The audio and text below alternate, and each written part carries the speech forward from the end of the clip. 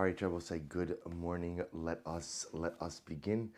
Um, Thank you very much for accommodating me and being able to Mirz Hashem continue to give shir while still being at home. It's a great zichus. It feels like a little bit things coming full circle. A little bit of deja vu, giving Daf Yomi from my office, from my study at home. But again, thank you all for being so accommodating, and it's a great source to be able to continue our limud together. Our shir this morning is dedicated by our Talmud Torah sponsors for the month of Teves, Dovi and Nina Elman, in honor of their daughter Ayelet becoming a bas mitzvah. May she continue to be a source of nachas for the entire mishpacha. Our week of learning sponsors, Paul and Kathy Pollack, in memory of Paul's aunt Esther Pollack, Esther bas Zechariah, whose yahrzeit was on the 29th of Kislev, Sherry and Alan Steinmetz, on the occasion of the birthdays this week of their Bechor, Adam Steinmetz, and his Bechor, Judah, and with tremendous Hakaras Hatov for all of the Shiurim. Judy and Moshe ben Zion Pacino, in commemoration of the first yahrzeit of Moshe ben Zion's mother, Leah Rachel Bas Shmuel, and our ongoing Daf Yomi sponsorship in the Zchus of Rafu Shalema for Ruchama Aviva Bas Shena Chana and for Rachel Yehudis Bas Tova Gittel. But with that, let us begin. So we are Baruch Hashem. Today's daf is Daf Chaf Vav 26, and we are picking up Mirz Hashem on Daf Chaf Hey Amud Beis. A lot to do today. So we're picking up 25b. We left off pretty much like in the middle of the page. Mar Baravashi. I'm sorry, a lot to do today. So Mar Baravashi will say right across in Tosas low, literally middle of the page. So the Gemara says as follows: Mar Baravashi Ashkechel Ravina L'Shayef Lebarte Bigu Harki Da Arlo. So Mar Baravashi, most remember again, we're continuing in the sugya where we were discussing the idea of getting benefit from Isurei Hana. Well, we're kind of going back a little bit, right? We learned about the fact that you could go ahead and heal yourself with anything that is aser, with the exception of three things: Gilei Arayos, Shvichos Damim, and Avodah Zarah. Immorality, idolatry, and bloodshed.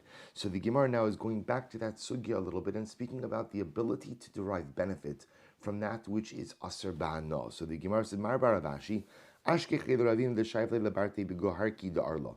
So Mar Baravashi found Ravina. Ravina was literally like smearing on his daughter oil from Arla. Now it's interesting, Rashi says, Goharki da Arla, Boser Zaysim Kitana Mishum Refuah, de Kasavar Mutter Lehisrapos Bi Sure Hana. So it's interestingly enough, what he did is this was oil from Arla olives.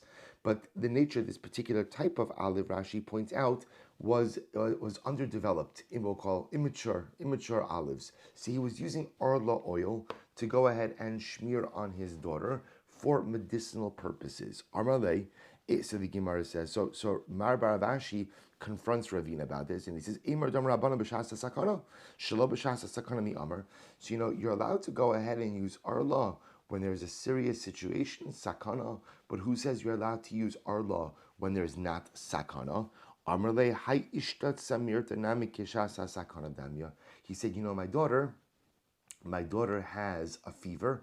The fever is very intense, and the intensity of the fever makes it like a shas sakana, makes it like a time of danger. Ike da Amri, others explained, Amarle midi derech hana kavidna. Others say that what Ravina said back to Mar Baravashi was, I'm not using the oil in a normative fashion. So because I'm not getting benefit from it, derech hana, in the normal form of hana, therefore ultimately again it is not going to be aser. Okay, so I'll say either two possibilities. Either the possibility that the Gemara is introducing us to the concept that halacha l'maisa, again, fever could be tantamount to sakana. We know certain types of fever certainly can be tantamount to sakana. That's aleph. And beis, that this was non-normative benefit. And as we saw already on Chaf Hamad Aleph, non-normative benefit ultimately again will not be aser. Good. The Gemara goes out. And I will say now we're going to begin a sugya, which is pretty much going to take us through the majority of today's daf, which is actually really a dramatic discussion. So here we go. So the Gemara says, Itmar, Hano habalo li odam bal karcho. This is an interesting case. What happens if a person derives benefit from something, quote unquote, bal karcho, against his will? Against his will. So we'll say, so what this means, we'll say, is as follows. I'll go ahead and I get benefit from something, but halacha l'maisa, I don't have intention to get benefit. So we'll see examples of this. But the idea over here is I'm getting benefit from something that is prohibited. But when we say, when we normally say bal karcha, against your will, that sounds like something is actively happening to you against your will. In this context, bal karcha just means I have no intention for it. There's no intentionality here. So ultimately, again, I'm getting hana from something that is aser, but ultimately, again, it's not with my will. It's against my will. So what's the status of such hana? Now remember, the assumption, of course, is that this hana is coming from something which is aser. So I'm deriving hana from something that is aser, but the hana is against my will. What's the halacha? So says the Gemara, Abaye Amar Muteres, Rava Amar Asura. Abaye says it's muter, Rashi says muteres. In tzarich lifrosh hemena. So we'll see what this means. Abaye says muter, Rava says it's aser. Then we'll say, now what does this mean? When Abaye says it's muter, Abaye says, look, if you're getting hana from something that is aser, and it's happening against your will, in other words, you have no intent, it's just happening against your will, you have no obligation to separate yourself from it. Rava says, even if it's happening against your will, you still have an obligation to separate yourself from it. So the Gemara says, Efshar v'kamachavein, lo efshar v'kamachavein. Suppose if it's a case where I could avoid the hana, but yet I still have benefit and I have intention to benefit, or if I don't have the ability to avoid it and I have intention to benefit from it, koli amalo pligi da aser. Everyone will agree that halacha l'maisa, it's aser. Lo efshar v'lo mechavin.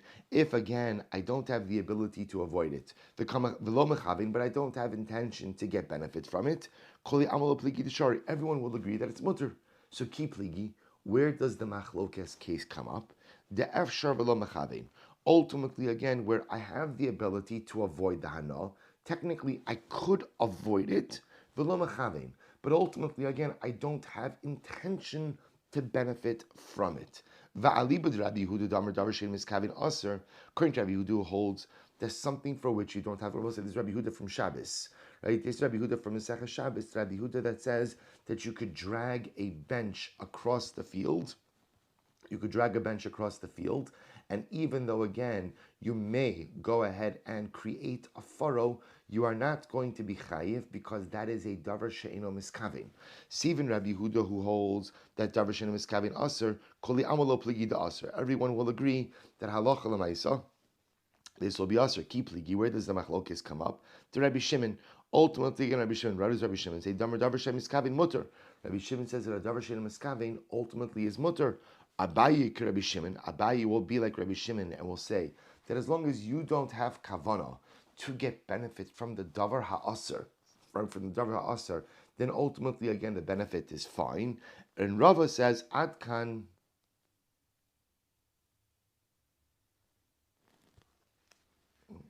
Rava Amar. Sorry, boss, I'm not sure what happened over there. Did I lose everyone there for just a moment? Okay, not sure. This might be my internet. I'm sorry. Okay, the Gemara says, "Rava Amar Ad Kalo Kamar Reb Shimon Ela Heichadolo Efshar," and Rava says, up until this point, Reb Shimon did not go ahead and permit benefit only when there's no other possibility of a heicha de efshar. But if there's the possibility to avoid hana from the davar ha'aser, then of course one must do so. To which the Gemara says, "Ikadam." We're both an alternate version, and this is the version we're really going to be focusing on over here in our Gemara. This is the version we're going to be focusing on. Ikadamri. Others explain, efshar v'lo mechavin. Supposed to listen to this. Everyone agrees in the following case. Efshar v'lo mechavin, which means, what does this mean? Efshar means I can avoid getting hana from the item which is aser, right? I can avoid it, v'lo mechavin. But ultimately, again, I don't have kavana to get benefit. So hainu pluktayu to Rabbi Yehuda, Rabbi Shimon. So we'll say that's the machlokes, Rabbi Yehuda and Rabbi Shimon, right? Because again, we'll say that's the machlokes about whether or not one is chayiv for a davar she'eno miskavin. Lo efshar v'lo kamachavin. Watch this. If I can't avoid the hana, and I don't have intention to derive benefit from the hana, kuli amalo plagi shari. Everyone will agree that halacha lamaisa, it's totally permitted. So ki pligi say, what is the machlokes case? Where is there an argument? Ki pligi say, pay very close attention to this because this is going to be the case that we are going to spend virtually the rest of the shir focusing on. So where is the machlokes case? Ki pligi, de lo afshar the kamachavin. The machlokes Rabbi says in the following case: de lo afshar, I don't have the ability to avoid getting hana the kamachavin. And once I can't avoid it, sahaloch lamais again, I have kavana to keep getting benefit. I have kavana. So it's lo afshar. I can't avoid the hana the kamachavin. But again, ultimately, once I can't avoid it, so I have no problem. I have kavana to benefit from it. So we'll say, watch this. What's the halach in this kind of case? Valiba de Rabbi Shimon. According to Rabbi Shimon, Dazel Basar Kavana. So according to Rabbi Shimon, who says everything is about your kavana. So in this case over here, my kavana is to benefit, from the item that is aser. So according to Rabbi Shimon, it says that everything is based on kavana. When you have kavana to benefit from something that is aser, even though it was unavoidable that you were going to benefit from it, but now you have kavana to benefit from it, that is going to be aser. Keep ligi. Where does the machlokes come up? Alibud Rabbi Huda. Both say the machlokes comes up according to by Rabbi Huda. The Amar Loshna miskavin v'loshna she'in miskavin. Who holds that halacha lamaisa? Rabbi Huda holds that ultimately, again, it's not a question of kavana, it's a question of efshar. And efshar, if we're talking about a case, ultimately, again, where it's possible to avoid the hana, and you don't do so, that's aser. But once it's impossible to avoid the hana, ultimately, again, it is going to be mutter. Losh Nashim is coming efshar aser. Abai Rabbi Huda. So Abai will hold ultimately again like Rabbi Huda. And we'll say, therefore, Abai will say, that once we're dealing with the case of lo efshar, where I can't avoid the hana, once I can't avoid it, then ultimately again it becomes mutter. And even if I have kavanah to benefit from it, it doesn't matter. So the Gemara says top of Chavav, Rava will say, Rava will say, Ad kan lo ka amar Rabbi Huda shemis kavin kemis kavin el luchumra. So Rava says, no. Rabbi Huda only held that halacha lamaisa, that not having kavanah is like kavanah only the chumrah. But miskavin kishein miskavin lekula lo. But we'll say he did not espouse the shita that miskavin should be like it's not miskavin in a case where it yields a leniency. So therefore, we'll say what's coming out over here is as follows. The Gemara now is framing that the machlokes case is in the following situation. So we'll say I'll give you the example. The Rush and the Ran bring down the same type of case. Their example is where halacha l'maisa again. I'm walking down a path, and it happens to be, again, the only path I can go ahead and take passes by a house of Avodah Zarah. That's the only path I could take. Or let's say that's bad. And from the house of Avodah Zarah, they're burning incense, and there's a beautiful aroma that comes out of the house of Avodah Zarah. A beautiful aroma. So we'll say, let's deal with the following case. Let's assume right now that's the only path I could take. That is the only path I could take. That's called lo efshar. Lo efshar. There's no other path for me to take other than by the house of Avodah Zarah. So we'll say, so now again, and what happens? I pass by the house of Avodah Zarah, and now once I pass by it, I say, wow, gishmak, that smells beautiful. That's kamachavin. So it's lo efshar. I don't have the ability to avoid the hana, but become kamachavin. And ultimately now I'm going ahead and enjoying the scent. Once I have to go there, I'm enjoying the scent. So we'll say, now the shaila is, have I violated benefiting from an Isser Hana or not? So this is the machlokes Abaye and Rava. Abaye says, at the end of the day, everything is about efshar. Was it avoidable? Was it not avoidable? If it's not avoidable, then by definition, you're not chayiv, even if you end up benefiting from it. Rava says, at the end of the day, it's all a question of intent. Even if something is unavoidable, if you have kavana to benefit from the davar ha'aser, then ultimately, again, that is going to be problematic. So we'll say that's the machlokes, and that is what we are going to focus on now. So let's go. Chav vav amadav, we'll say 3 lines down. End of the 3rd line. Amar Abaye says, Mina minala. From where do I know Mina amin Allah. From where do I know my particular shita? So remember again, Abaye's idea is halacha l'maisa. It's all dependent on efshar. Is it avoidable? Is it not avoidable? If it's avoidable, you're going to be chayiv. If it's unavoidable, then ultimately, again, you won't be chayiv. So the Gemara says, Amar Abaye mina amin Allah. This Sanya, they learned in a brayso. Amru alav al Rabbi Yochanan ben Zakkai. They say about Rabbi Yochanan ben Zakkai. Let's listen to this. Shayoshev b'tzilo shel heichal v'darish kol yom kol. This is so incredibly beautiful. Rabbi Yochanan ben Zakkai, when the Jews would come to be Ola Regel, when they would come ultimately again to come to Yerushalayim, Pesach, Shavuos, and Sukkos, Rabbi Yochanan ben Zakkai would give a shir. He'd give a shir. There are so many people who wanted to attend the shir of Rabbi Yochanan ben Zakkai that his base medrash could not contain the crowds. So what happened? They used to situate themselves outside of the walls of the Beis Hamikdash, and they would sit in the shade of the walls of the Beis Hamikdash. What an incredibly beautiful image! No, they would sit in the shades of the walls of the Beis Hamikdash. So the Gemara says, "Yoshu v'darish kalim kulo." Supposed to say, "So now, one second. That is benefiting from the Beis Hamikdash." I will say, is that not benefiting from the walls of the Beis Hamikdash, which sounds like could be potential? Remember, the Beis Hamikdash is asar ba'ano. Sounds like that should be asar ba'ano. So listen to this. Now we'll say, now what is that a case? That's a case of lo efshar. Lo efshar. In other words, we'll say there was nowhere else Rabbi Yochanan ben Zakkai to give the shir.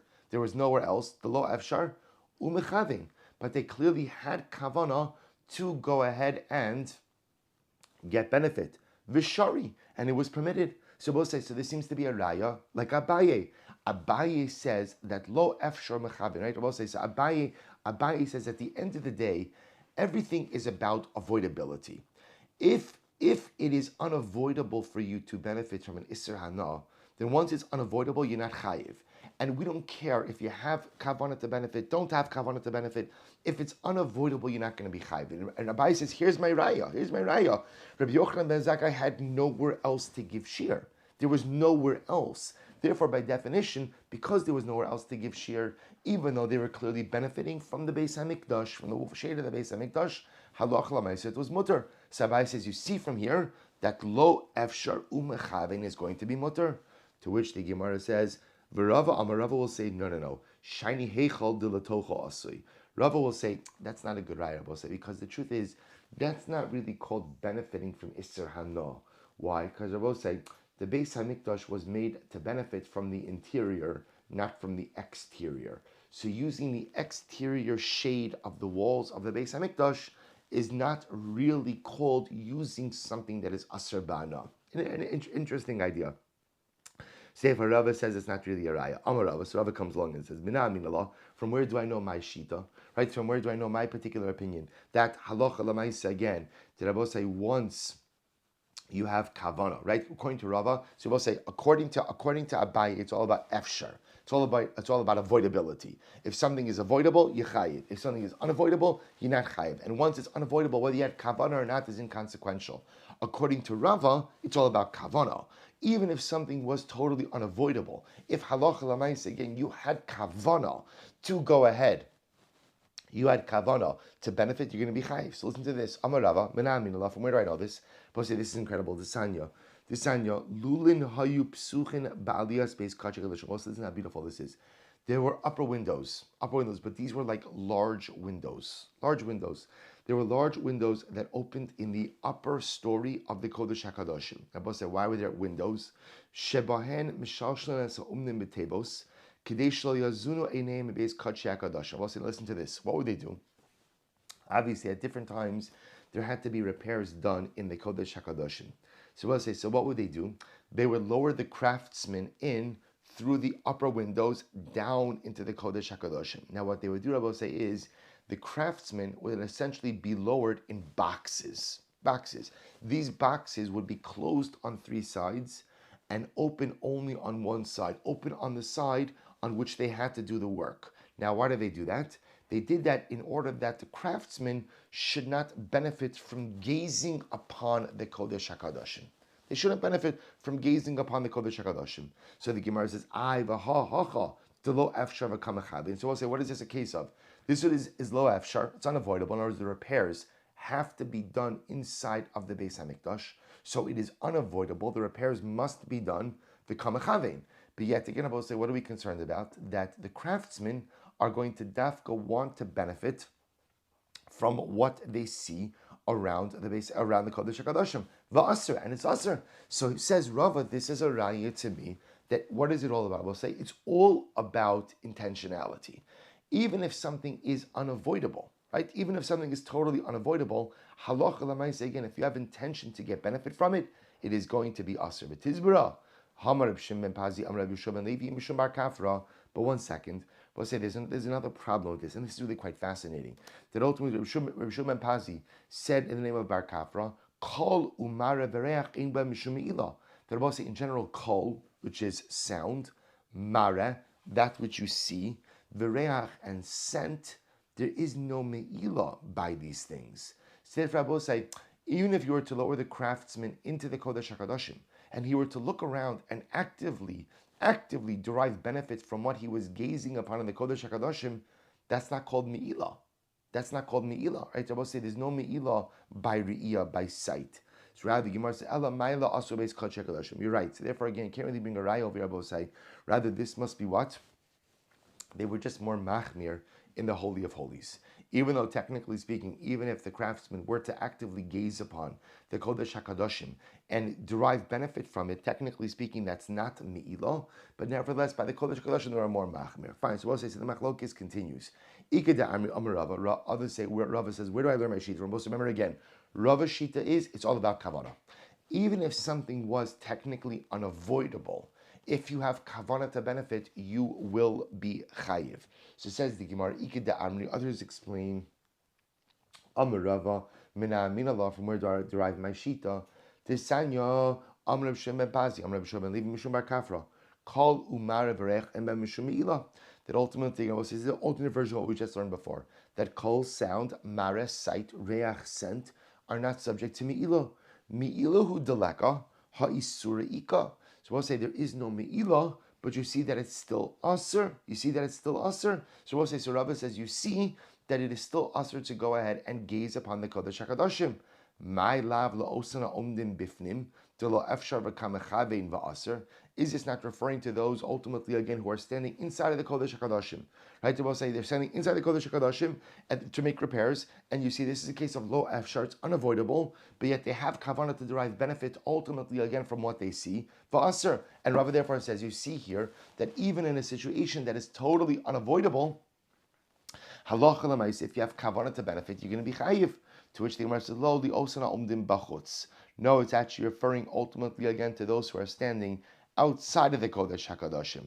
And Rashi points out over here, ka'amar ein me'ilah ha'isur ika, aval omdim bifnim afilu isur leka. Well, it's talking about the people who are standing on the outside. So the people who are standing on the outside, ultimately again, that's not even, that's efshar, that's avoidable, and therefore again, for them, there's going to be an isser even though there's no me'ilah. But halacha l'maaseh, again, for those who are standing inside, who must do the repairs, there's not even an isser. So therefore, I will say, the machlokes still stands. The machlokes Abaye and Rava is still here, which is, what happens in a situation where it is unavoidable for you to go ahead and have benefit from an isser hana, but once it's unavoidable, you have kavanah to benefit. So Abaye will say you're not chayiv because everything is about efshar. Is it avoidable? Unavoidable. Once it's unavoidable, you're no longer chayiv. Rava says no, even if it's unavoidable, if you have kavanah to benefit, you are still going to be chayiv. That's the fundamental mahol. Because Rava say, just bear in mind that the Gemara also just put forward a very dramatic halacha that there is no me'ilah by intangibles, which we're going to come back to in a little bit as well. No me'ilah by intangibles. So no me'ilah by sound, by sight, by what you see, and by scent. We'll come back to that. Gufa. Here we go. We'll say, Kol umarev reich imem sheme'ilah. So as we just said, that which you hear, right, sound, sight, that which you see, reach, that which you smell, are not subject to me'ilah. The Gemara says, but we learned, was that true? Is that true? The Gemara says, well, we learned. Also listen to this. There's an Isser Da'oraisa to go ahead and make kitoras, make incense, to try to recreate the incense of the Beis Hamikdash. So if a person goes ahead and puts together, right? Their own batch of Kitoras. So the Gemara says as follows. So a person goes in and makes a personal batch of Kitores, ultimately again, to go ahead and to learn how to make Kitores, Ola Mosra Litzibor, or Abba say his intention is to go ahead and give it over to the Tzibor Potter. Ultimately, it's Potter. So Abba say, so therefore, if you go ahead and you make the Kitores with the intention either to learn how to do it, or for the Beis HaMikdash, or you're making a batch that you're going to give over to the Beis HaMikdash, Potter. Ultimately, again, one is Potter. Lahariach, because Abba say again, in that situation, you're not chayiv. Ultimately, again, from kares or from chatos, you are potter from both kares and chatos, and the reason for that is because the only time you're chayiv is if you make ketoras for yourself on a.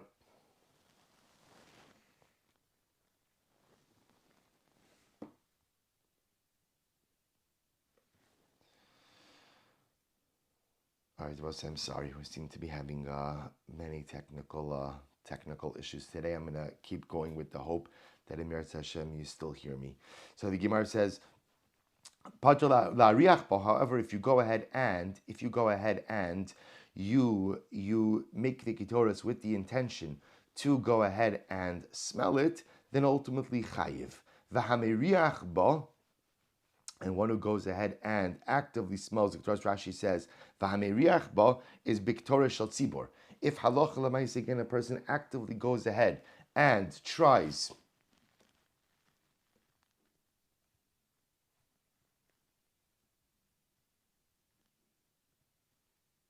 all right, I will say I'm sorry. I'm not sure what's happening here. It's telling me that that Zoom is logged in on a different device. So I apologize that I lost everyone, but I'm gonna keep going in Meretz Hashem.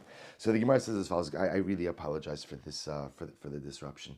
So the Gemara says as follows. So therefore, but if one goes in and actively tries to smell kitoras, or actively does smell the kitoras that belongs to the tzibor, pater. Ultimately, again, one is pater, ela shema'ol. But the halacha is one has committed mi'ilah. So the Gemara says, so what do you see from here, Bosai? So you see from here that if one goes ahead and actively smells kitoras, that halacha l'maisa, they have committed mi'ilah. So what do you see from here? You see from here that halacha l'maisa, there is mi'ilah by scent. Ela amar Rav Papa, rather Rav Papa says, Kol umara ein bahem mishum me'ilah, lefi she'ein bahem mamish. The truth, Rav Papa revises this. Rav Papa says that both sound and sight are not subject to me'ilah because there's nothing tangible to it. Reach la'achar shet, so reach, however, both say la'achar shetala t'mura so imam mishum me'ilah. So this is very interesting. Both say so reach, apparently, so by scent there is me'ilah. There is mi'ilah. Interestingly enough, why is there scent by mi'ilah? So Rashi says there's something very interesting. Rashi says, Reach yesh bo mamish b'samemanam leficha chayiv. Because we'll say by reach, interestingly enough, the scent is rooted in something tangible. The scent comes from something tangible. And therefore, halacha l'maisa, it has mamashas, it has tangibility, and therefore one will be chayiv. But we'll say, but listen to this. The Gemara says, "V'reach la'achar shetala t'murasa," but something very interesting occurs. But reach, after the pillar of smoke ascends, so this is by ketores. After the pillar of the ketores ascends, ein bo mishum me'ilah. Ultimately, again, it is not subject to me'ilah. Hoil v'nasis mitzvaso. Once the mitzvah has been done, meaning once you've offered up the ketores appropriately, then halacha l'maisa, the scent is no longer subject to me'ilah. I lememra. Are you trying to tell me then that every time a mitzvah has been done, or both say, once you perform a mitzvah with a particular item, it's no longer subject to me'ilah? Is that true? Watch this. So the Gemara says, "V'hari chumas hadeshen denasis mitzvah." So what's a chumas hadeshen? What's a chumas hadeshen? Is the ash that is placed by the mizbeach. Now the ash is the leftover ash from the burning of the karbanos and the sacrificial limbs. So the Gemara says, "V'yeshu mishum me'ilah," and yet the ash itself is still subject to me'ilah. Dichsiv. This samo itzlam mizbeach. The Torah says, "Shall place the ash next to the mizbeach." Shelo yefazer v'shelo yehena, which teaches me the ash dafka has to be placed by the mizbeach, meaning you can't get benefit from the ash. So the ash is something which has already been used for a mitzvah, yet it is still subject to me'ilah. Mishum dahavut shumas hadash no big day kuna shnei ksuvin abayin keachad. Because Rabbi say the truth is we're going to see shumas hadashen and big day kuna, specifically the clothing of the Kohen Gadol that he wears on Yom Kippur. are two examples of items which have been used for a mitzvah, but yet still are subject to me'ilah even after they no longer have a use. Now, we have a concept in halacha of shnei ksuvin habayin ke'echad in malamdin, which means as follows: that halacha l'maisa, anytime you have a situation where the same halacha is taught in two circumstances, let me say differently. When a halacha is taught in one circumstance, one situation, you can say that that halacha is there to teach an overarching principle. When the same halacha is taught in two places, what that often tells us is that halacha only applies in two places and doesn't apply anywhere else. That's the concept of shnei ksuvin ein malamdin. Two instances of the same halacha cannot be used to generate an overarching principle. So the Gemara is suggesting as follows. Generally, the halacha is, once an item has been used for its mitzvah, it is no longer subject to me'ilah. That's the general rule. There are two examples of where this does not apply. Where doesn't it apply? Trumas hadash, the Gemara is going to suggest, which means even after the ash has been used for its mitzvah, it is still subject to me'ilah. And there's another example of this. What's the other example? Big day kahuna. We'll see this case right now. Dichsiv. So the Gemara says, first wide line above the bottom of Chafal of Mendalef. Big day kahuna. What's the case of big day kahuna? Dichsiv vinicham sham. Both sides, the pasuk says that when the Kohen finishes his avoda, v'hinicham sham, he will leave the clothing there. This teaches you, this is incredible, that the big day love on the simple white clothing of the Kohen Gadol that he uses for Yom Kippur require geniza, must be put away in a respectful fashion because they still retain their holiness even after being used for the avoda. So we'll say this makes sense according to the Rabbanan who hold vinicham sham teaches me that even after the clothing has been used, it requires geniza, it requires being put away. It requires being put away in a proper place, because the Gemara says El Rabdosa de Palagalai, but according to Rabdosa who says, let's say, I'm sorry, I'm not sure what's happening over here. I keep getting a message that is being signed in by someone else who's the host. So I'm sorry. All right, so the Gemara says as follows. The Gemara says, El Rabdosa de Palagalai, but according to Rabdosa who argues and says the Amar Avaru Uyin Hein Lekoin Hedjot. But according to Rabbi Dosu, who says that actually the white clothing of the Kohen Gadol that is used on Yom Kippur ultimately again could be used by regular Kohen for the rest of the year. So what is there to say? To which the Gemara says, so the Gemara says, so according to that opinion, v'nicham sham means you can't go ahead and halacha l'maisa use it for a different Yom Kippur. So Michael and Meimar, so both said there, what is there to say? To have a Trumas Adeshan ve'egla arufa shnei ksuvin habayin ke'echad. Oh, both say, because we'll say Trumas Adeshan egla arufa are two psukim that both come to teach the same principle. V'chol shnei ksuvin habayin ke'echad in melamdin. Now both say, now what does this mean? What would be the egla arufa? So Rashi says, Ksiv Sham, Temashmo Sham Te Kvurasa. So we'll say, by Egla Rufa, remember again, Egla Rufa Halacha Lamaisa is the situation where Halacha Lamaisa, you find a corpse in between two cities. You don't know again who is responsible for the murder. Remember again, the elders of the closest city come out, they break the neck of the calf, they wash their hands over the calf, they say, Yadinu lo shafchu dam zeh, our hands have not spilled this blood. So we'll say, by Egla Rufa, it also says Sham. It also says there, which tells me that even after the Egla Rufa has been decapitated, you must bury it there, i.e., it is subject to Isser Hana, even after the mitzvah has been performed. So therefore, according to this opinion, you can't learn it out from the Big Day Kuna, will say that Egla Arufa and Trumas Hadesh are Shnei Ksuvin Habayin Ke'echad, two instances where there is an Isser Hana even after the mitzvah has been performed, and therefore Halacha L'maisa can't create an overarching principle. So we'll say this works well according to the opinion who says Shnei Ksuvin Habayin Ke'echad cannot be used to teach an overarching principle. But according to the opinion who says that it can, what can be said? It says two mi'utim. What are the two mi'utim? Visamo ksiv, harufa ksiv. Ultimately, again, it says visamo, it shall be placed, and arufa. So therefore, we'll say either way you can't learn it out. So we'll say, so interestingly enough, halach l'maisa, the Gemara seems to indicate to us that that, the Gemara wants to suggest, first of all, that by kol and by re'iyah, right, by sound and by sight, there is no me'ilah. By reach, by scent, there is me'ilah. Interestingly enough, that's the halacha.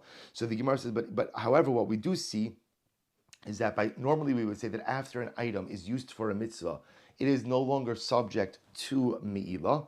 But halacha l'maisa, we do find certain exceptions to that, namely big day kahuna. We also find it by egla arufa, and potentially those subject to machlokas by big day kahuna. Good, tashma hechnisa l'rafka. So we'll say now that we brought up egla arufa, we're going to continue on the egla arufa topic. So hechnisa l'rafka vidasha. We'll say if you take an egla arufa and you attach it to a team of oxen. So we'll say, so now you're taking the egla rufa, which remember, egla rufa you're not supposed to have worked. So I take an egla rufa, I attach it to a team of oxen. So kshera, the egla rufa is still kosher for use. So we don't view it as if it's been worked. So the Gemara says, now why are you attaching it to the team of oxen? Bishil shatinok, right? No, I'm sorry. The Gemara says, but the reason, the mother of the egla rufa is attached to the team of oxen. You're attaching the egla arufa because halacha l'maisa, again, you want the egla to go ahead and nurse from its mother. That's why you're attaching it to the team. So what's the halacha? So the Gemara says, "Hichnisa ravka v'dasha kshera." Egla is still kosher. Bishol shatina for tidosh. But if you attach it to the team of oxen in order that it should nurse and thresh, then what? Then psula. Then ultimately, again, it is going to be pasul. So we'll say, what is this a case? This is a case of lo efshar. In other words, you need the egla to nurse from its mother. So therefore, again, it's unavoidable. I have to attach the egla ultimately again to the same team as its mother in order that the egla nurses. And yet, but again, the kamachavin. Now, obviously, again, I have kavana ultimately again to have benefits from the fact that now the egla rufa is also part of the team of oxen, right? Or the Gemara says, and yet what do we see? It's psula. Halacha l'maisa. Ultimately again, it's puzzle. So both say, so this is a raya to Rava against Abaye. This is a case of lo efshar, the kamachavin. It's unavoidable, but I have kavanah to get benefit. So halacha l'maisa, again, we see that it's puzzle. Shiny hasam dichsiv asher lo ubad ba mikomakom. Both say it's different because the pasuk by Egla Arufa says that you could only use an Egla that what? Asher lo ubad ba, that was not worked. That was not worked. So because halacha l'maisa, again, work was done to it, therefore halacha l'maisa, the egla will be pasul. If that's the case, so we'll say if that's the case, then you're right. I understand that as soon as you attach the egla arufa to the team of oxen, then halacha l'maisa, it should certainly be usher. So why is the first case mutter? Amud Bezer both say, halo dami elalaha. Because both say the first case is comparable to another case. Shachin ala of kshera. Both listen to this. Let's say the egla arufa is minding its own business, and a bird came and rested on the back of the egla arufa. The egla arufa ultimately again is going to be kosher. Yet Allah aleha zachar, if a male mounted the egla arufa, right, to mate with the egla arufa, psula, ultimately again the egla arufa is going to be pasul. Then I will say, what's the chilik between a bird landing on the back of the egla arufa and the male mounting the egla arufa to mate? Amar Papa ik. So listen to this. This is really incredible. Amar Papa says like this: Iksiv avad vikarinan avad ad da avad beiyu. So we'll say, here's what I want to point out. The pasuk that the Gemara is referencing is as follows. When the Torah speaks out the egla arufa, the way the Torah describes an egla arufa is we quote you the pasuk eglas bakar asher lo ubad ba asher lo ubad ba. Now we'll say we translate asher lo ubad ba, that it wasn't worked. Now watch this. So the Gemara says, but ubad, even though it's vocalized ubad, it's spelled aleph vez dalid, avad. So listen to this. Rav Papa says, iksiv avad, vikarinan avad. If the pasuk would say avad, right, and we would read it as avad, ad da avad beihu, I would say that the egla rufa is kosher until the owner actively works the animal himself. Iksiv ubad, vikarinan ubad, and if it would be written ubad with the vav, and I would read it ubad afilu mamela. So we'll say ubad means any work was done to it. In which case, again, I would say that any work that was done to the egla rufa, even just work happened to it, like the bird landing on its back, should be chayiv. Hashta dichsiv avad Vikarinan ubad, but I will say now the word in the Torah is written as if it's avad, but it is pronounced as ubad. Therefore, what? We say that it's ubad dumya da avad. It has to be ubad that is like avad. What does that mean? Ma avad denechale. Just like I will say, avad means that the owner wants work done to it. Af ubad denechale. So too, when work happens to it, halacha lamaisa, even without the consent of the owner, has to be the type of work that the owner would consent to. So therefore, the Gemara says when a bird lands on its back, ultimately, again, the owner would not consent to that. But halacha lamaisa, again, if the male mounts it, then halacha lamaisa, the owner would consent to that. I have to say, I'm sorry. I'm not sure exactly what's going on over here. I don't know if someone else is... Okay, whatever it is. So the Gemara says as follows. Therefore, again, Av Uben Nechalik. Therefore, interesting enough, we don't have time for it now, but Tosis points out on... it's Tosis Allah Aleha Zachar Psula on Chavav Amud Beis. So Tosis points out over here something very interesting. Tosis says when the male mounts the Egla Arufa, halacha lemaisa, why is that called nechale? That the owner doesn't want that because the moment that happens, the Egla becomes possible to be used as the Egla. All right, so that's you'll see Tosis Ayin Sham. But let's go weiter. Tashma aveda lo yishchaten al gabi mita v'lo gabi magud l'tzarcho. So let's listen to this. You find a lost object. So when you find a lost object, the halacha is you have an obligation to safeguard and to watch that object. So let's say you have the following situation, which means I'd say I find your cloak. So the halacha is I have to go ahead and take care of your cloak until I'm able to return it to you. Part of that is like airing it out. Airing it out, so the Gemara says, if you have a lost cloak, lo yishtachena lo agabi mita v'lo agabi magud l'tzarcho, aval shotcha l'tzarcha agabi mita v'agabi magud. So let's listen to this. So let's say I'm having company and I want to show off that I have a beautiful cloak. I can't spread it out on a bed or on a peg for my own benefit, but I can spread it out on a bed or on a peg for the benefit of the item, to air out the item. Nizdamnu lo orchin, if halacha l'mais, again, guests come over, lo yishtachenu lo agabi mita v'lo agabi moged. In that case, you should not spread it out neither on a bed nor on a peg, bein litzarcha, bein litzarcho. Whether you're doing it for your benefit or for someone else's benefit, or for the benefit of the item. So we'll say, so what do you see from here? You see from here that halacha l'mais, this would be a case of what? Of lo efshar v'kama chavin. So we'll say this would be a case of I have to air out the item, and halacha l'maisa, again, even if I have kavana for my own intent, is going to be aser. To which the Gemara says shiny hasam dekalile. Ultimately, again, it's different over there. Why? Because halacha l'maisa, we're concerned that if you go ahead and you put it out, and there are guests there, the item will be burned. What does that mean? Maybe because again, ayin hara, the guests will come. You'll make them jealous over what you have and what they lack, and therefore the item could be destroyed because of ayin hara or mishum ganavi. Or I will say, once people see that halacha lamaisa, you have this item, it may attract thieves. So therefore, this really has nothing to do with lo efshar mechabin. This doesn't have to do with the machlokes Abai and Rava.